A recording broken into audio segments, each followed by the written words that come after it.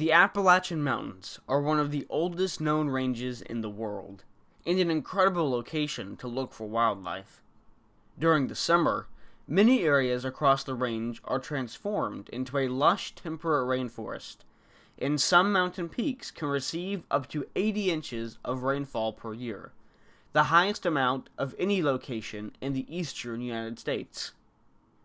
I recently had an opportunity to backpack and camp in this incredible location through NC State's Wolfpack Bound program, and made this video both to document the fun we had on the trip and showcase the incredible ecosystems found here. Our journey began in a dense, lower elevation forest at the base of the mountains, and would take us up the slopes to an area called the Balds, which was much more of an alpine meadow. At this timber-free location, there was a chance of encountering a very special species of wildlife that I had never been able to document before. After a day and a half of uphill hiking through the humid temperate rainforest, we made it to the Balds.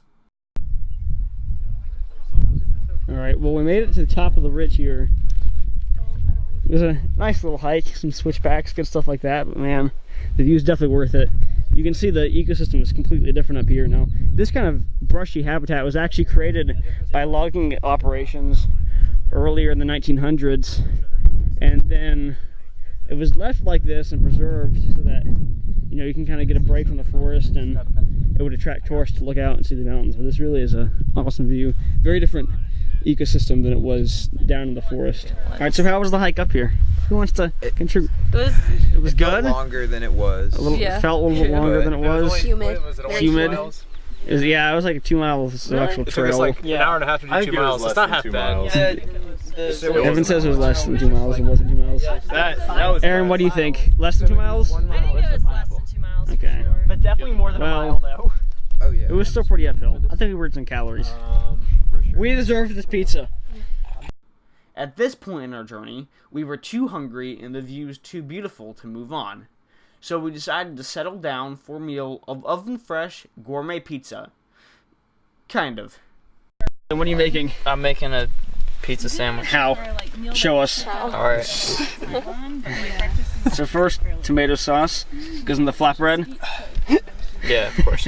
You gotta stack the buns too. So You have to stack the buns first? You only put the sauce on one side, but you gotta go heavy. Okay. So like all the sauce goes on one side. Now what's your pepperoni per square footage? Oh, like as many as you can. As many as you can. I might have to reach into this cheese. Right, now what? Yeah, just reach. I just don't. I'm not sure it's gonna pour out. So next, you pour on the cheese carefully, if possible. I just Mexican cheese, not any kind of cheese. just Mexican. Oh yeah. Perfect. It's coming slow. There we go. Alright, that's a good. Alright, the cheese is on. What's the next step? I'm gonna flatten the cheese. Flatten the A lot of cheese. clumps of cheese. Make sure it's nice and even. Get it right in the right Okay, spots. perfect. Alright, now pepperoni. Right there. A few moments later. Have bread, tomato sauce, cheese, pepperoni, and pineapple. It's almost complete. Almost ready to be consumed. So close. Oh my. After one full day and night of hiking and camping in the Balds, with no opportunity to film the special animals found there, I was beginning to worry that they would not be making an appearance. Here, get me sitting on this rock. Oh, do you want to go up there? I don't know. Yeah, check it out, definitely. Oh, wow. Check out that. This is beautiful. That is awesome. That's crazy. So Evan, where do you think we're camping around tonight? We're camping right here. On this rock. On the rocks. I believe we're camping on the other side of that thing. This place is so cool. And what elevation do you think we're at right now? Yeah. We camp here. We're around 5,000. 5,000. And how high does Mount Rogers go? I'm assuming we're going around. Actually, yeah, that makes more sense. How high is Mount Rogers? It's a little over 5,000. So I'm almost at the highest point in Virginia. Is that it right there? That might be Mount Rogers. Alright, Gail and Michael, what are the thoughts about the view here? The thoughts are it could be clear. Could be clearer. Still pretty amazing. Still pretty amazing. Pretty solid. We got a 360 view right now. It's pretty solid. I gotta say, yeah, the mist is pretty. To see the clouds, to go across the mountains like that, is pretty dope. Yep. It was totally worth it. Honestly, with all the amazing views and great friends, I probably would have been fine with not being able to film my target species. However, on our last night of camping there, several wild ponies wandered right into our campsite.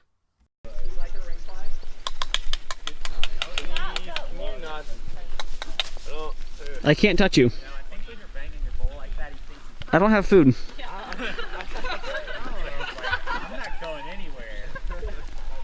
I don't have any food. You're pretty though. But I don't have food. That's what you're supposed to eat. You're supposed to eat the grass. That's a good shot. No, eat the grass again. That was good. There you go. No. No. Away. You're a nice one. Touch it. You're a nice one. I can't feed you though. You're going to jail, Ben. I know. These ponies could normally live 15 to 20 years in the wild, but a big issue for their health is when hikers give them human food.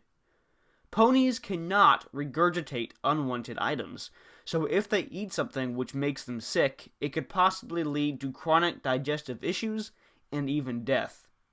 To make sure that these animals all live long and healthy lives, please do not feed them if you are hiking in this area, as it is not only illegal, but ecologically harmful. Surprise party the day after I get back. This is great. You're beautiful. That sounds cool. You're nice, but that's a camera. You are very cool. Now, the story behind how these ponies actually arrived in this part of the mountains is quite interesting. As mentioned earlier, the balds were originally created by human logging operations, but the land would eventually have been reclaimed by the forest and the tourist industry lost once logging stopped in this area. So, those in charge of managing the land actually released a small amount of ponies into the balds to browse on the vegetation and keep the area free of timber. The ponies did just that, and now several herds and over 100 individuals can be found roaming this 1,500-acre habitat. What's your name? Tell me. What does it look like? Your name is Cinnamon. That's a very generic horse name. That one right there, he looks like he's like... Would you like to be Cinnamon? Hey, you're not coming. Well, everyone, I really hope that you enjoyed today's episode and learned something new about the Grayson Highland ponies. If you are a current or prospective NC State student, definitely check out the University Health and Recreation website using the link in the description to learn more about these awesome Wolfpack-bound trips. Also, be sure to follow my social media pages using the links in the description, and subscribe to my channel for new wildlife content coming as often as possible. This has been Zino of the Wild Report, signing out.